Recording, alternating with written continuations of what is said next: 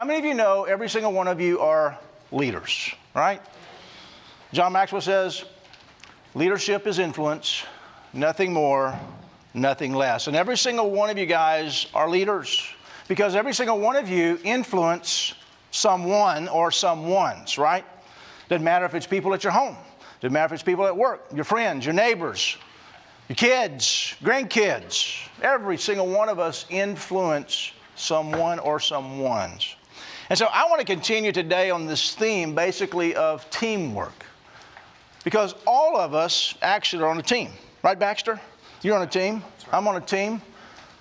We're all on teams. Now think about this. In this ideal of teamwork, what team are you on? How many of you say, hey, Scott, I'm a part of a team? Would you raise your hand? Everybody look around because every hand should be up. You are a part of a team. Doesn't matter if it's at work. It doesn't matter if it's at home. It doesn't matter if it's a volunteer. Doesn't matter if you're a nonprofit. Doesn't matter if you're at church. Doesn't matter if you're a coach for a youth league. You are on a team. Now, here's the question you have to ask. For all of us, how many of you say, hey, we can make our team a little bit better? We can make our team just a little bit better. And some of you are thinking right now, Scott, we can make our team a whole lot better. All of us have room to grow. We do. All of us have room to get better. And I want to think about this and think about this teamwork because as we're kind of looking at this and figuring out, hey, which way we're going today, I want to talk about this idea of the 17 indisputable laws of teamwork. The 17 indisputable laws of teamwork. Now, this is a book basically that John Maxwell wrote, and I'll get into that just in a minute. But I want you to know that every day, in some way, we're all a part of a team. And the question really is hey, not that am I going to participate in a team, but the question really is my involvement in this team helping the team? Is my involvement in this team making the team better?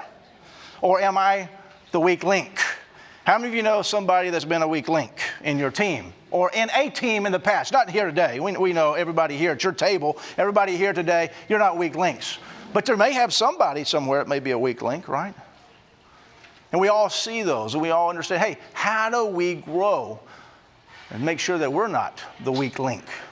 And that those that may be, how can we help them become better? How can we help influence them to become better? Well, this idea, this question I want to talk to you today is, the question is not will you participate in something that involves others. The question is, will your involvement with others be successful? I think that's key. Will my involvement with others, with a team, my involvement being involved, will it help others, my team, be successful? There's two components I want to talk about today in this idea of the 17 indisputable laws of teamwork. How many of you have ever heard of John Maxwell? Raise your hand, okay? Maybe I need to ask, everybody put your hand down. How many of you have not heard of John Maxwell? Raise your hand, okay? A couple of them over here. Let me give you a little bit idea of who John Maxwell is. And why am I talking about John Maxwell? Maybe that's the key. Well, John Maxwell started about 40 plus years ago in this ideal. He was a pastor, imagine that. Early 70s, there was a whole lot about leadership. There was a lot about managing, there was a lot about supervising, but not really a lot about leadership. And so he began to learn about leadership himself to grow himself. He realized, hey, if I want to be a better leader, I want to be a better pastor, I want to be better, then I need to grow. I need to become better.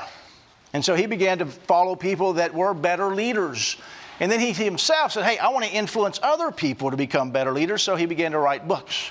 Well, right now he's written well over 80 plus books, sold over 33 million copies in 55 different languages around the world. He's been in over 80 plus countries doing what? Creating leaders, helping teams create leaders as well. And the reason I say that is because for me as an executive director of the John Maxwell team in this organization, I'm a part of that team. I'm a part of helping to be able to facilitate leaders. Hence the reason we're here at this event today. I want you to know that I value every single person in this room. I do. You have potential. You have something that God has placed inside of you. You have something that God wants you to do. In your home, with your friends, at work, in the community that you live in. And God wants you to reach your fullest potential. He does. I want you to reach your fullest potential because I value you. You know why I value you? Because God values you. And I value the things of God. And so if God values you, I want to value you too. I want to make you the best you can be. Why? Because I want to be the best I can be too. And here's the thing about teams. We want our teams to become better too. How do you grow an organization? You grow the people within the organization to become better. That's how you grow organizations. You grow your team to become better. And so if you don't have this book in your library, The 17 Indisputable Laws of Teamwork, today I highly suggest either on Audible. I do a lot of reading books while I'm driving down the road through Audible. Not reading, just through Audible. Add it to your library, physical library too. And if you're a manager, if you're a supervisor, if you're an owner of a company or corporation or organization, if you're a head of a nonprofit, this is a phenomenal book to help you and your team become better. And so today, what I want to talk about is two things out of this book today. Now there's a lot, and for 55 or less minutes, she's setting up food, so I know people are starting to salivate right now, and bellies are growling, and we're going to start smelling this food in a minute, Marcia. Did you take the smell off, Marcia? Okay, all right. Well, I don't believe it, but thanks, Marcia, anyway. So I appreciate it. Thanks, Marcia. Part of a team right there. But I want to talk about two things, and I know within our limited amount of time, we're not going to be able to dive into everything, so I'm going to hit a lot of the highlights today. And I want to talk about two ideals in this book, The 17 Indisputable Laws of Teamwork. And the first one, as you see, is the law of significance and the law of the niche. Now, some people may say niche. Baxter, in Australia, how do they say that word? Yeah, it's niche. Niche, exactly. But here in East Texas, you know what we say? Niche. Yeah, exactly. So tomato, potato, okay? So it's the same. Everybody knows the word, right? All right. So those are the two things I want to talk about today in understanding where we are going in this teamwork aspect today. Now, here's a question I want to ask you. What makes a great team? And I want somebody to answer. In fact, I'd like for several people to answer this thought for you. Now, there is no right or wrong answer. Okay, and I'm not giving a prize today for whatever answer you give, right? Okay. So to you, what makes a great team? People. Great people. Yeah, people. Communication. Trust. What was it? Respect. What else? Wins. Did you say twins? Wins. Oh, wins. Wins. Wins make a great team. You better believe it. You have a winning team. You got to have a great team to have a winning team. There you go. So yeah. Anything else? A humble team. Humble. In case that win doesn't happen. So true. But here's the thing, and you guys already know this. You already said this. All of those things are spot on. All of those are. Because it is about people. It is about communication. It is about wins. It is about respect. It is about honesty. It's about all the values that you have and that you've all said. But you know something? To have a great team, it does take people, doesn't it? People make a team.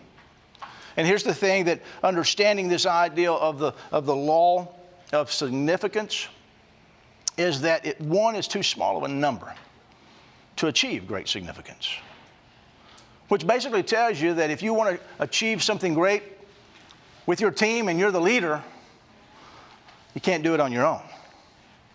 You need other people. You need other people to be involved.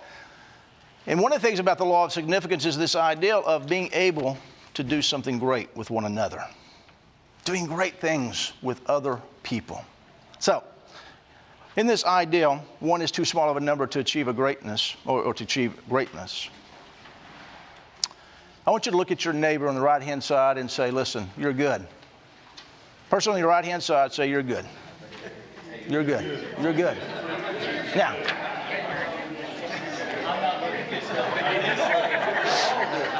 Now, understanding this idea of the law of significance, I want you to look to the person on your left and say, you're good, but you're just not that good.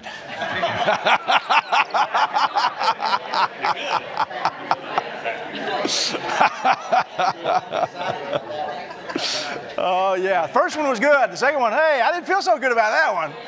Yeah, that first one I felt really good about. I'm good. But that second one, hey, listen to that.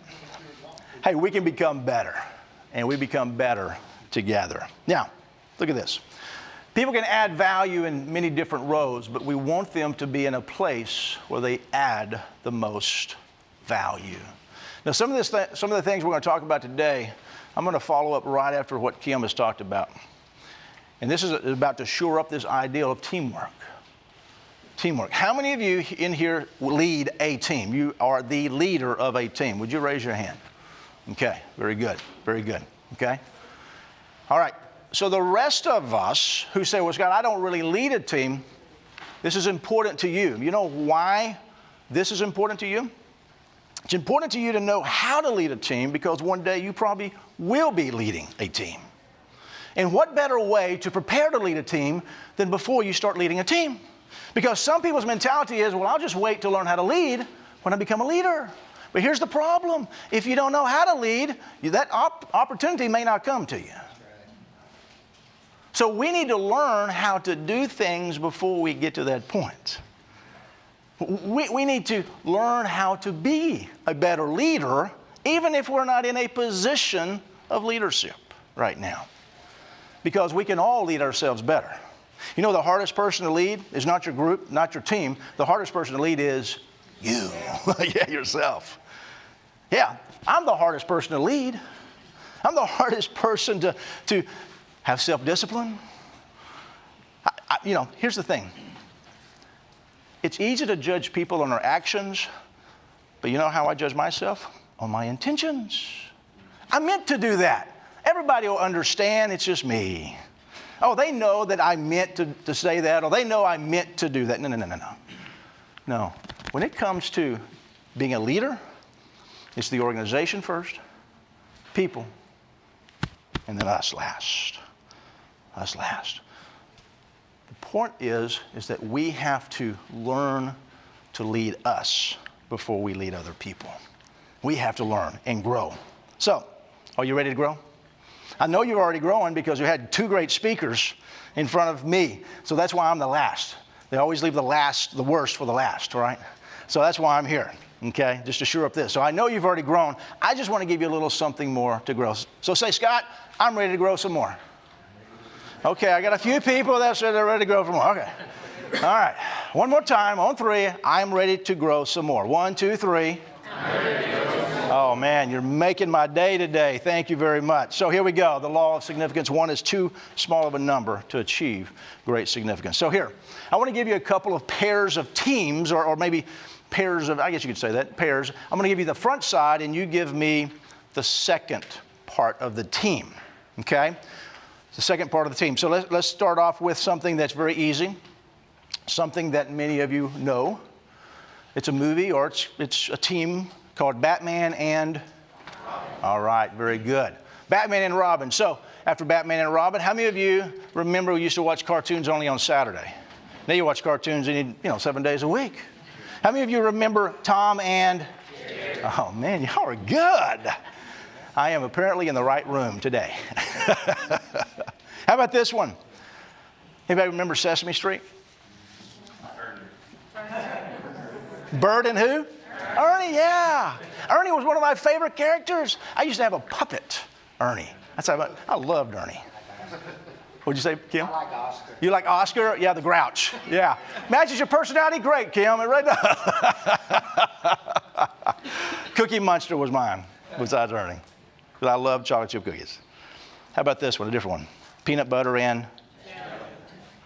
You don't eat jelly in Australia, do you, Baxter? Vegemite. Yeah, that's what you eat. Yeah. Okay. Is there anything that goes with that? Is it bread? Nothing. Just Oh, well, yeah, you have it on toast. do you have it on? But you don't have it saying that peanut butter and Vegemite and jelly. No. Okay. There's no combo. There's no combo. There's a reason why there's no combo. You know that, right? Yeah. Okay. All of these, we have an ideal. Things go together. Teams go together. John has a myth called the myth of the Lone Ranger, and you've probably heard of this myth. It's actually in his book called The 21 Refutable Laws of Leadership. And in this law, basically what he is saying is he's saying, hey, it is a myth. There is no such thing as a Lone Ranger. You know why? Because a lot of times we can look at successful people that have done some great things, and we, man, look at that person. But behind that person is a what? A team. Team. Behind every person. I want you to think of a successful person right now. Any successful person, you say, maybe someone who is highly visible in our society today. Think of them. Then I want you to think about who's behind them. Because they didn't do it by themselves. There's no way. It took a team to do that. So the Lone Ranger that we see always had a team. Who was the person with the Lone Ranger? Zach, you already said it. I mean, you're the Tonto, exactly. Tonto. Get Silver. I know, you can't forget Silver because that was part of the team too.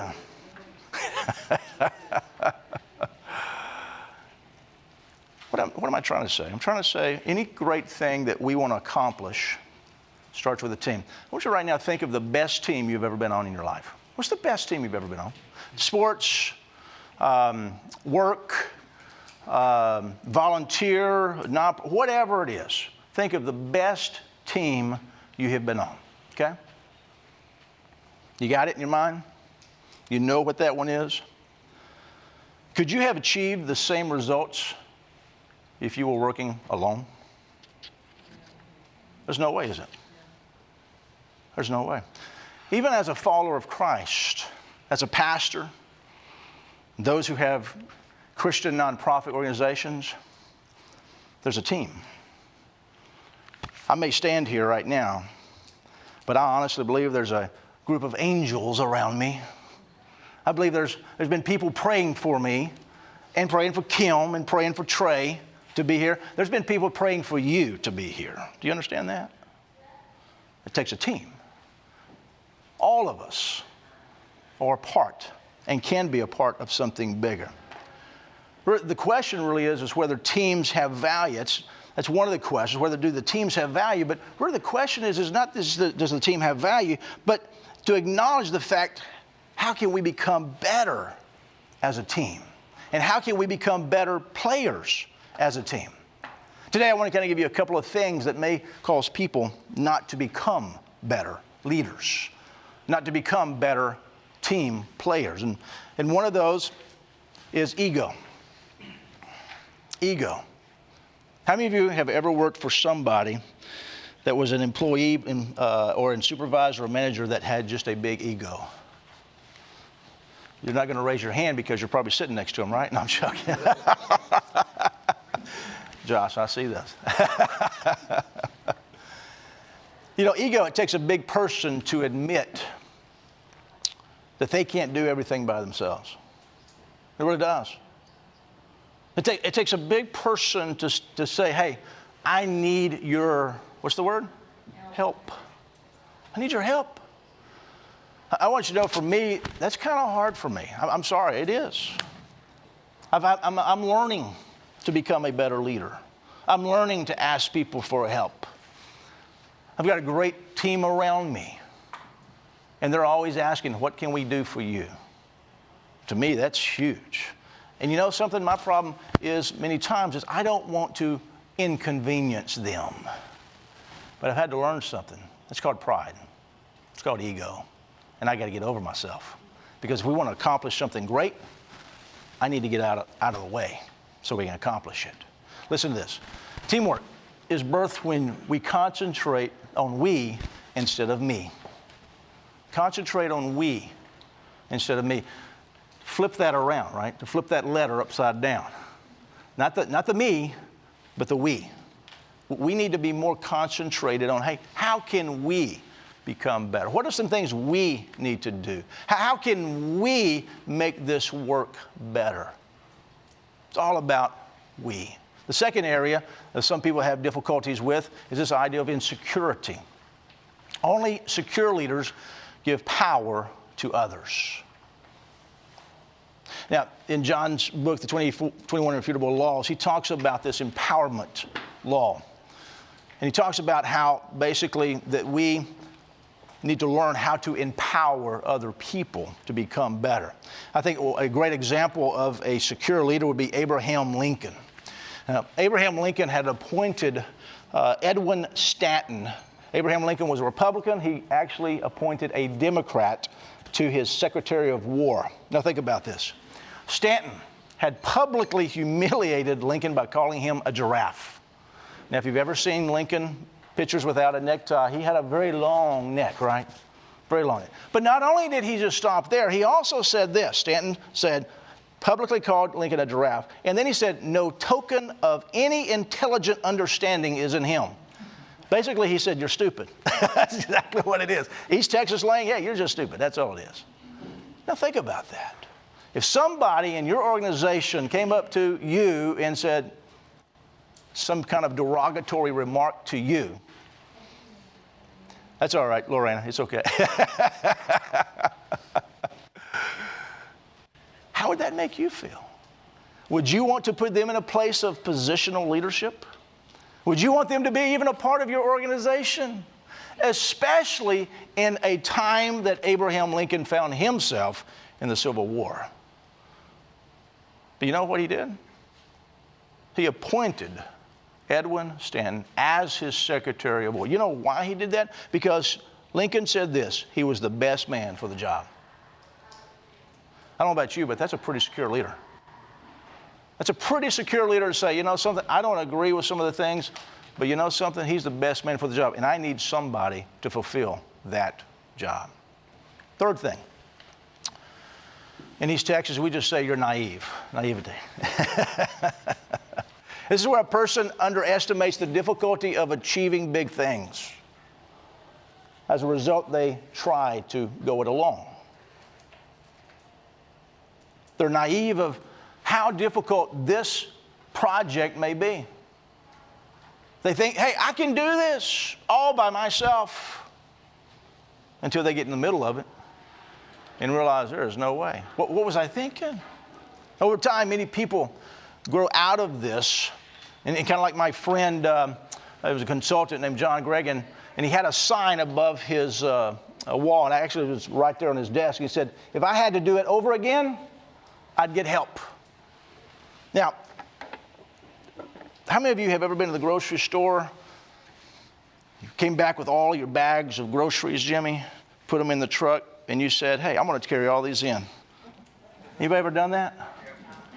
Just the other day, I went and conquered the Walmart. Of all things, I went to Walmart, I know. Bought my groceries at Walmart. Of course, they always give you more bags than you actually need. I mean, I had one item in a bag. Are you kidding me? And so what I'm doing is I'm putting all of these bags on my arms. I can do this. I get to the door, and I realize the door's locked. So now I got to reach in my pocket and get my key out.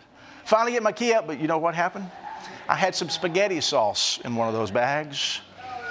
And one of those bags broke, and the spaghetti sauce went everywhere on me, on the car, You know what I said? If I had to do it all over again, I'd have got some help. I'd have got some help. You know, I think that's interesting in all of our lives as leaders. We need to ask for help. We need to ask for help. How about the next one?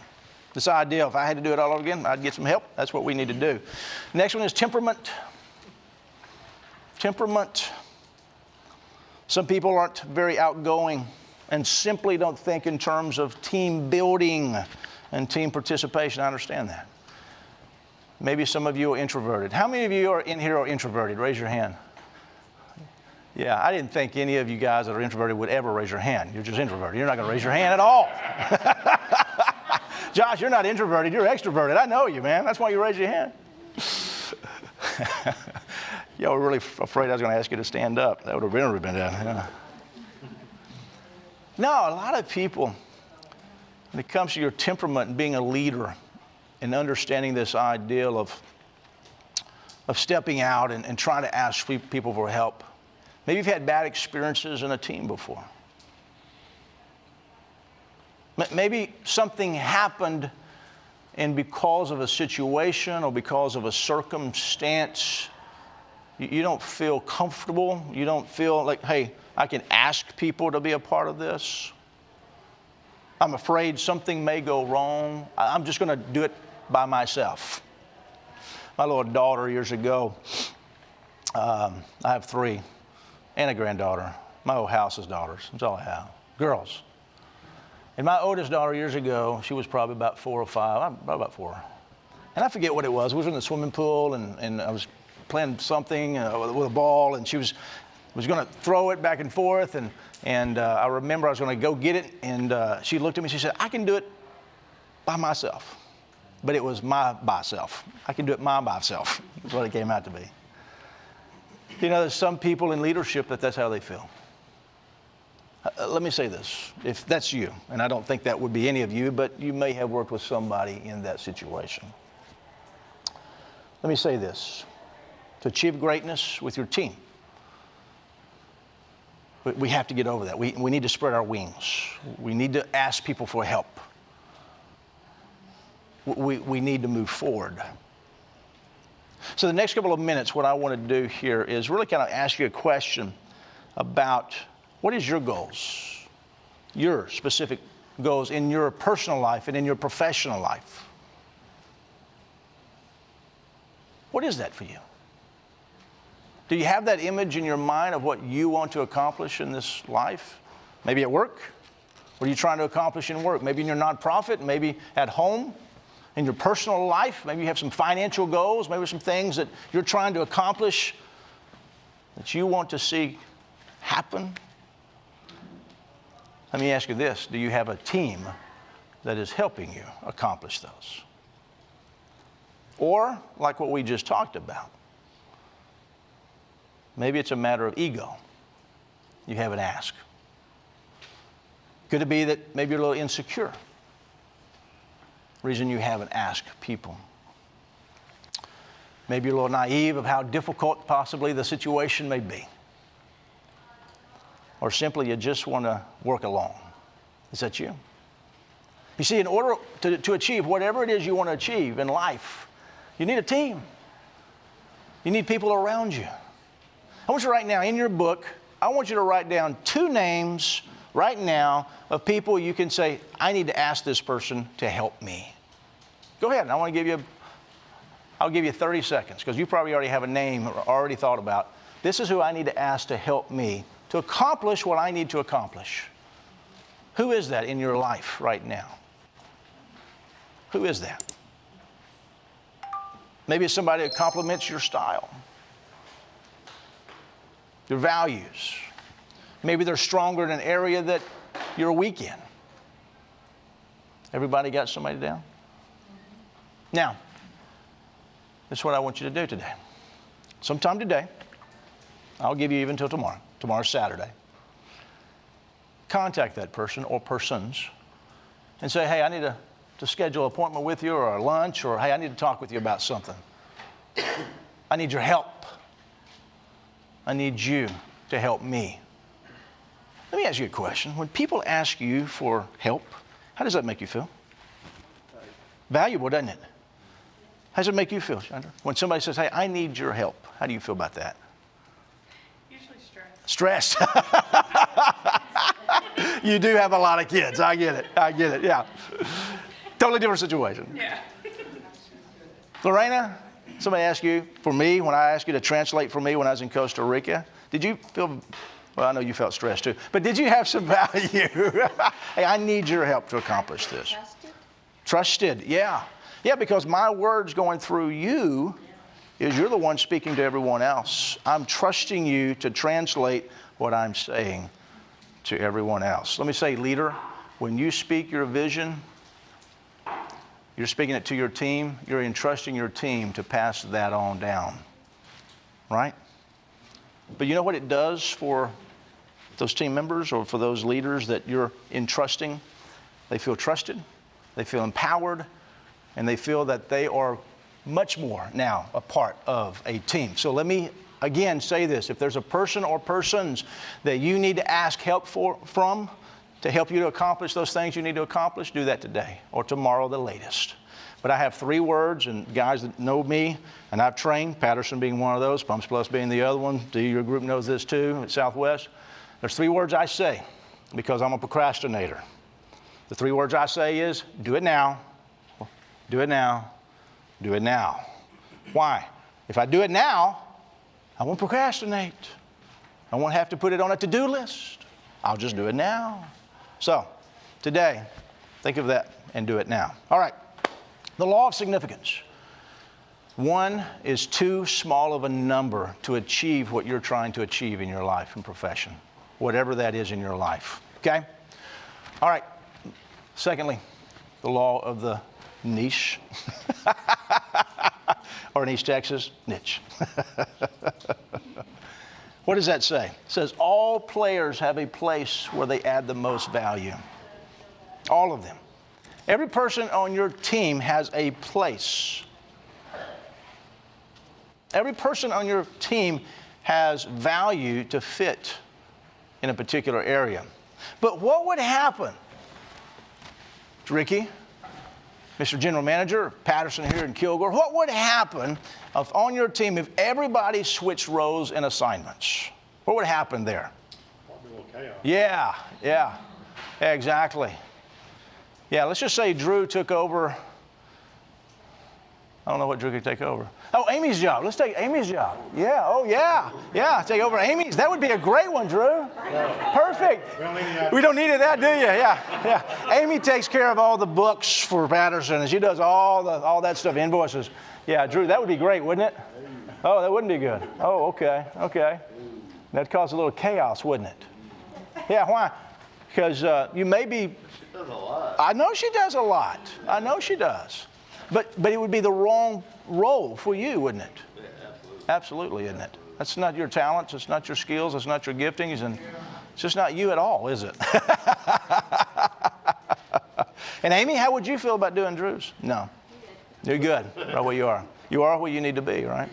And so, Rick, you have a team put together that you've put people in place. I want you to think about your teams right now, guys. Even if you're not the leader, I want you to think about the individuals that are working with you and where they are. Are they in the right position? Are they in the right place where they need to be? The power of the law of the niche. Sorry, Baxter. You bet. I'm going to try to do better for you, Baxter. I am, man. I am. It's really this idea of trying to put people where they need to be. How many of you have ever felt this way or had a team member felt like, hey, you're putting a square peg in a round hole? How many of you have been in an organization where you've seen that happen with people?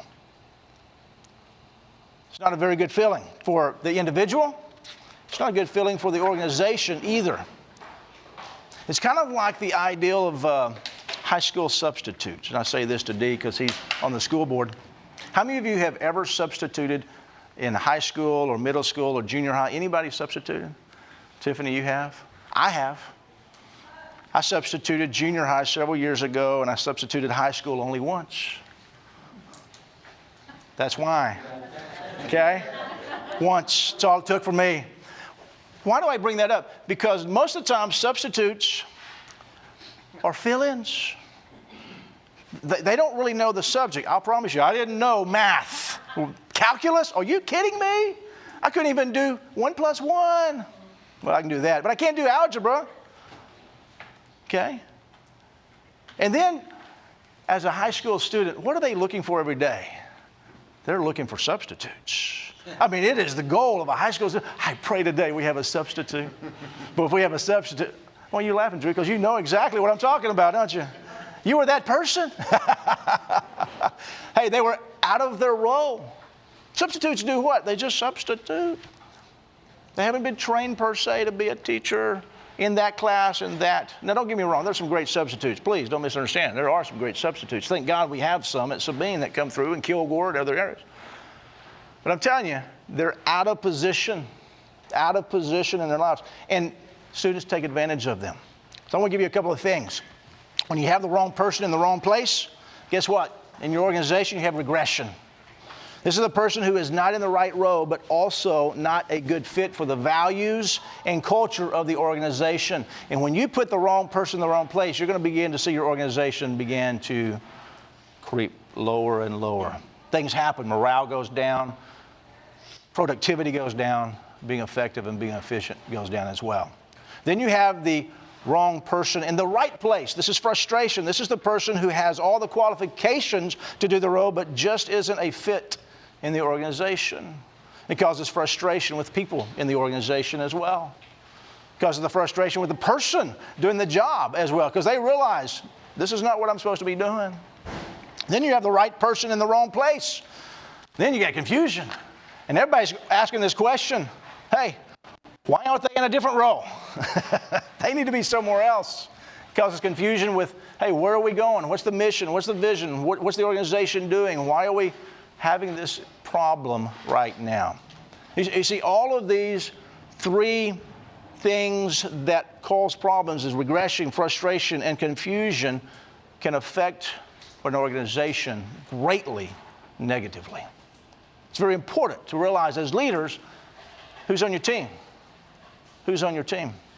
Now, think about this. If you have the right person in the right place, what happens to your team? You begin to progress, don't you? Yeah, progress. You begin to get better and better. People work better together when everybody feels that they're in the right place. They're doing the right job. They're doing what their personality, their skill level, their talents, all of that. They begin to feel better. But what if you put the right people in the right places? Then you begin to see multiplication in your organization. You begin to see things happen faster and better. People's morale, everybody's working together. You got people coming together. All of those things work highly effective. So, here's the thing. As a leader, you must know your team, you must know the situation, and you must know the player. I was thinking about this not too long ago, and I know I'm a football, not a fanatic. I played high school and college football. I love football.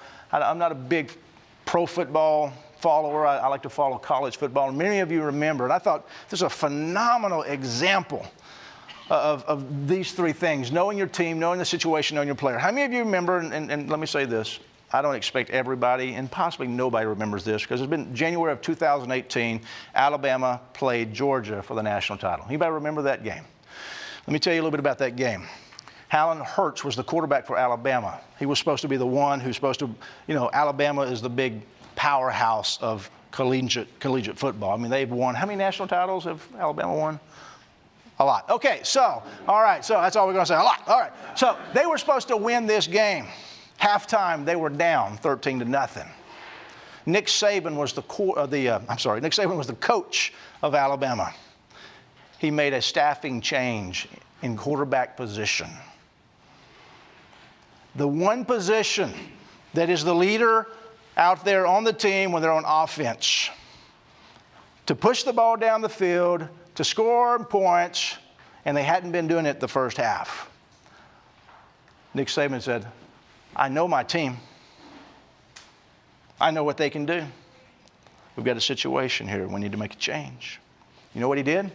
He put a freshman. Jalen Hurts was the senior. Was I right on that, or junior? Junior, wasn't he? Put a junior, so he substituted a freshman for a true freshman. How do you say his last name? Tagovailoa? Thank you. Huh? Tagovailoa, thank you. Appreciate it. Freshman in, halftime. Okay? You know what happened?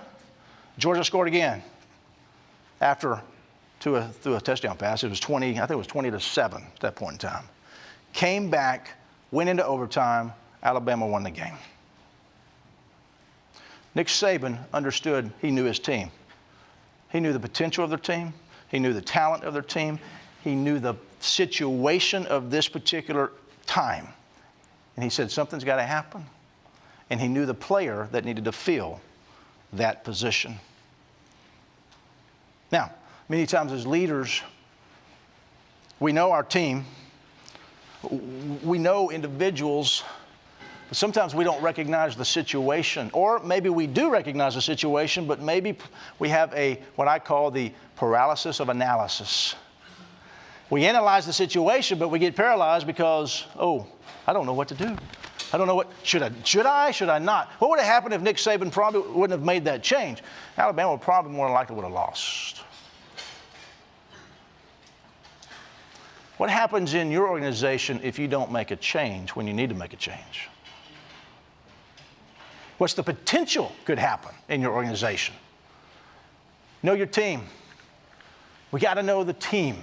We got to know all of our team. We got to know what our team is capable of. We've got to know them. We got to know the situation that we're in. And situations change, sometimes day by day, don't they, Baxter? They do, day by day by day. I appreciate you letting me talk to you, man. Then we have to know our players. Got to know our players. Got to know who's on the team, right? How do you know your players? How do you know your team members? You got to spend time with them, don't you?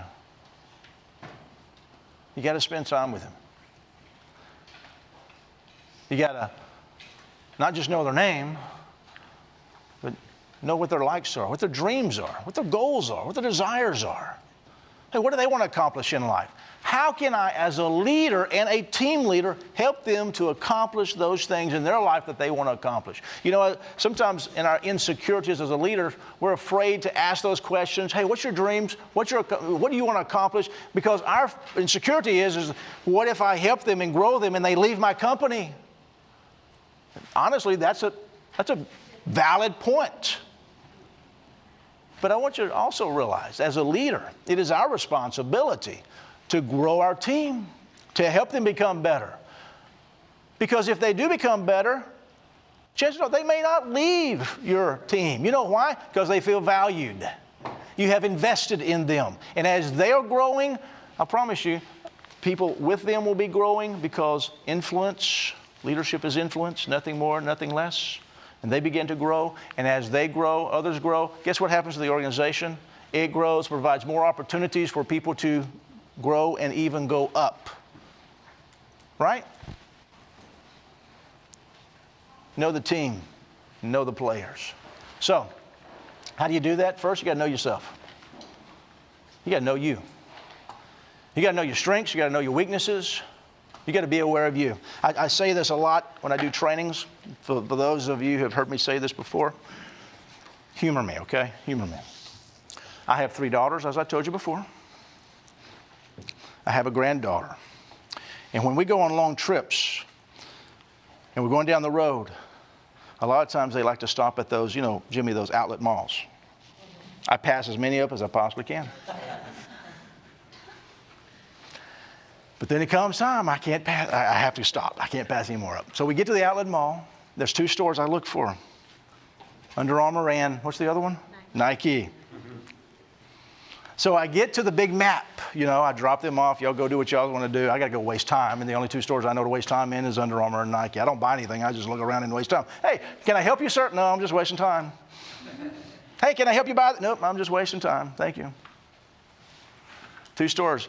So I get in front of the map, and I'm looking at this map, and I'm finding, hey, where's Nike? And it's inevitably, it's always in the upper right-hand corner, upper left-hand corner. I mean, it's never where I just dropped them off. For some reason, I don't understand that, Jimmy. And so I look for them. I look for those 2 stores, Under Armour and Nike. And then you know what my second step is? I have to look for something. I have to look for this little red dot that says what? You are here. You are here. That's important. Because I can look at Nike and Under Armour and say, that's great, I'd love to get there. I just don't know how to get there because why? I don't know where I am. I need to know where I am. So I look at that little red dot, you are. Now once I know where I want to go and I know where I am, I can now track a path to where I want to go. I want to say this as leaders. You need to know where you want to go. You need to know where your organization needs to go. In order to do that, though, you need to know you. You need to know, hey, I got to know me. I got to know what my vision, who I am, what are my strengths, what are my weaknesses. Hey, how am I adding value to the team? Is it just positional level only?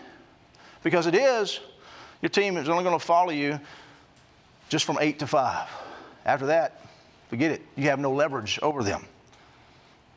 But if you have a relationship with people, a relationship with your team, and that is the second law, or the 5 levels of leadership of John Maxwell, the second one is relational, and you have that relationship, then you have influence even after work. And you have influence in a deeper form of relationship. And people will follow you. But you got to know you first, your character and who you are. And so you have to know you. So how do you know you? That's a good question. You got to know you. Well, when you do find you, there's no place like this place anywhere near this place. So this place must be the place.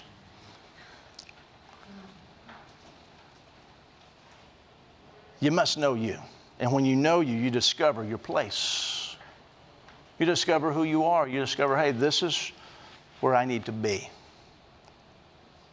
And all players have a place on the team. Some may be sitting on the bench. But if you know their talents and you know their skills, you know exactly where they need to be. So how do you know where to go? How do you know? Kim made allusion to this earlier, or a comment about this. Ask people. Hey, what are my strengths? What are my weaknesses? You know, where am I adding value within the team? I know some of us are afraid to ask our spouse, men, but it'd be good to ask our spouse every once in a while. Ask your closest friends, ask those you work with. Also, you can take DISC. How many of you have ever had the Maxwell DISC? Okay, yep. What does DISC do? Well, number one, it helps you to know you a little more. Your personality, who you are, your strengths, your weaknesses, hey, where you fit in, helps you to figure out, hey, how do I also communicate better with those around me that may not be my same personality, may not be who I am. How can I become better with them? How can I work better and closer with my team? If I know about me and I can learn a little bit about them, then hey, we can work better. How many of you have ever felt that when you were talking to somebody, you felt, man, we're just not connecting? You ever felt that way? I'm talking to you and I'm not connecting. I kind of feel that way with some of you right now.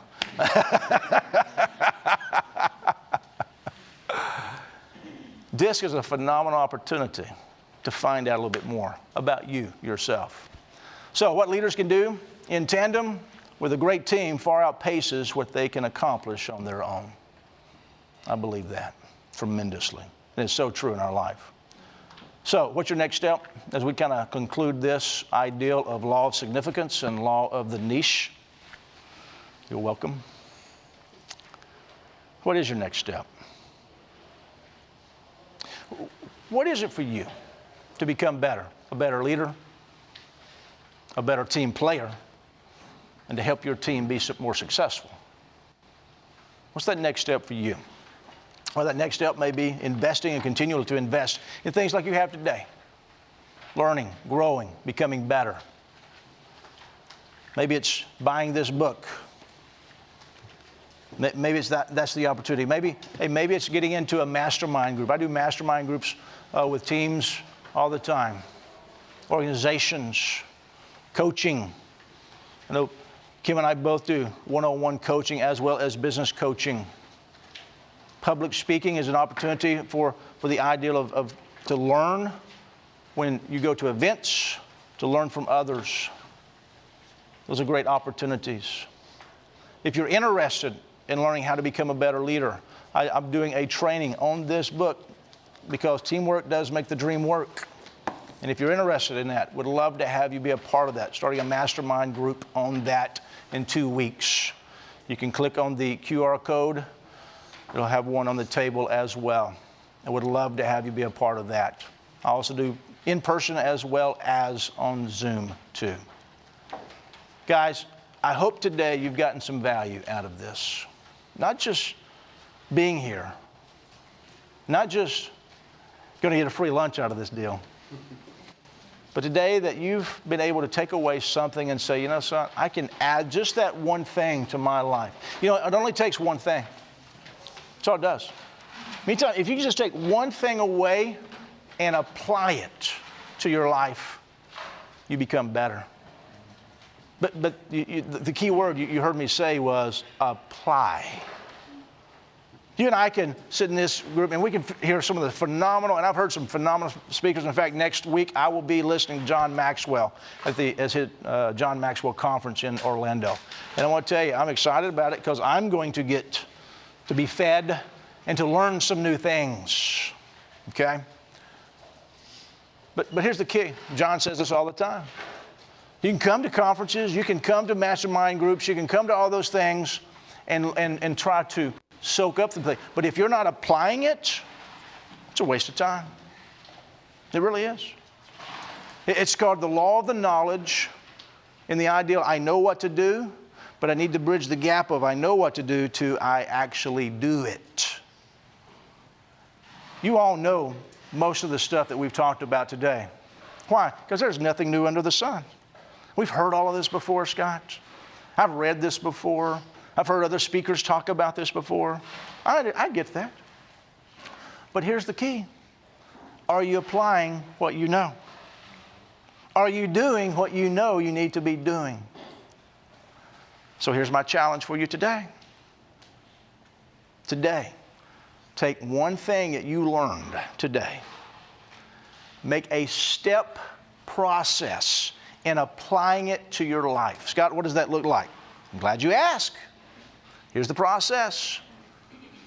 This is whatever that is. Hey, I need to be a better listener as a leader. Let's just use that term, listener, okay? I need to be better at listening.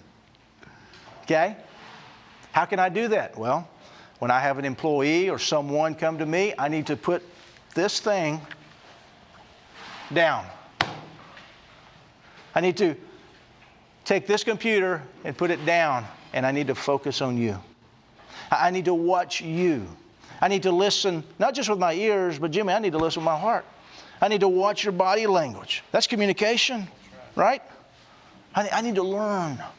So step number one, for me, listening. I need to be a better leader. I need to listen better. I need to be a better listener. How am I going to do that? When I have an employee or I have someone come to talk with me, I put those things down. I'm going to put a big L on my sheet, listen. L stands for listen. I need to listen, focus on them. Second step is I'm not going to start coming up with answers before they're done talking. Anybody do that? Or is that just me? Okay. I thought I'm the only one. Okay. That's a step. That's a step. The who, the what, the how, the where. Those are steps. Take steps and apply what you've learned today to become better. Okay? I do need one favor from you, though, because I need to know, did you like this material?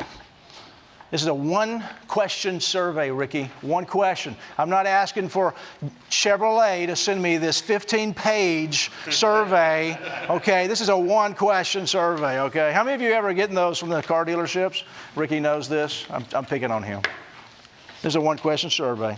All it says basically is, would you find studying this type of material presented today help you and your organization achieve better results? It's a yes or no question. Put your name, phone number. On the back of that, if you write something that stuck out to you today, that's how you can help me today. And I need your help today. Why? Because I want to become better. I need to become better. I want to do more of these activities, these more events. And I don't want to do them and they really stink. And you're not going to come to them if they really stink. And you're not going to invite other people if it really stinks. So I need to know, hey, what's something that we can do better? Okay? Scott, you just need to not talk anymore. Hey, I get it. I get that. Whatever it is, because we want to be better too. I need to be better. And I appreciate you guys being here. I really do. Give yourself a big round of applause for sitting here for over 3-4 hours now. Yeah. Hey, you're in the room. I want to thank you for being in the room. There's a lot of people that weren't in the room today. A lot of people that didn't get the value you got today.